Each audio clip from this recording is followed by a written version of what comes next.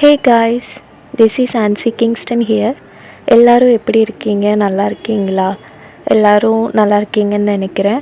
இது வந்து என்னோட செகண்ட் வீடியோ. என்னோட ஃபஸ்ட்டு வீடியோ வந்து நீங்கள் பார்த்தீங்களா என்னன்னு தெரியல. ஸோ பார்க்காதவங்க அப்படின்ட்டுன்னா நீங்கள் போய் பாருங்கள் என்னோடய சேனலில்.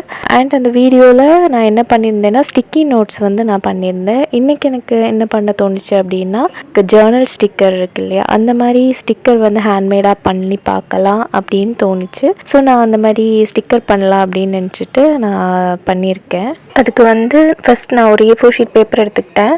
அதில் வந்து ப்ரஷ் பென் வச்சு கலர் பண்ணி ட்ரா பண்ணி கட் பண்ணி எடுக்கலாம் அப்படின்னு தான் பிளான் பண்ணியிருந்தேன்.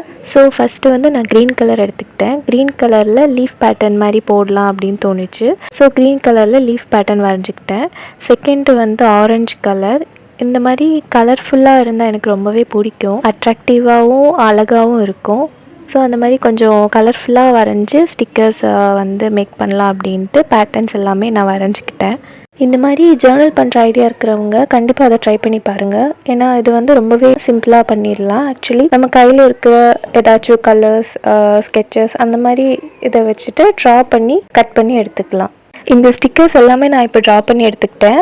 இது வந்து எப்படின்னா பேப்பரில் இருக்கிறத வரைக்கும் ஸ்டிக்கர்ஸாக கட் பண்ணி எடுக்கும்போது இன்னுமே பார்க்க கொஞ்சம் நல்லாயிருக்கும். இது எப்படின்னா ஒயிட் சர்ஃபேஸ் வந்து கொஞ்சம் வெளியே தெரிகிற மாதிரி, அந்த ஒயிட் போர்ஷன் தெரிகிற மாதிரி நம்ம கட் பண்ணி இது மாதிரி எடுத்துக்கணும். அந்த மாதிரி எல்லா ஸ்டிக்கர்ஸுமே நான் கட் பண்ணி எடுத்திருக்கேன். இதில் இருக்கிற முக்கியமான விஷயம் என்னென்னா இது ஒரு ஸ்டிக்கர் டைப்பில் வந்து கன்வெர்ட் பண்ணுறது தான். ஸோ அதுக்கு வந்து என்ன பண்ணலாம் அப்படின்னா ஒரு செல்லோ டேப் எடுத்துக்கலாம். அதில் வந்து இதை ஒட்டி கட் பண்ணி எடுத்துக்கணும். இது எல்லாமே நான் இப்போது செல்லோ டேப்பில் ஒட்டி கட் பண்ணி எடுத்திருக்கேன். இது பார்க்குறதுக்கு இப்போ கொஞ்சம் ஷைனிங்காக உங்களுக்கு தெரியும். பார்த்தீங்கன்னா ஷைனிங்காக இருக்கும்.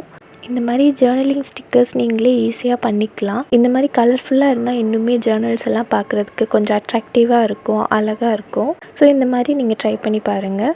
இந்த வீடியோ உங்களுக்கு பிடிச்சிருந்துச்சுன்னா சப்ஸ்கிரைப் பண்ணுங்கள், லைக் பண்ணுங்கள், ஷேர் பண்ணுங்கள் அண்ட் கமெண்ட் பண்ணுங்கள். தேங்க்யூ.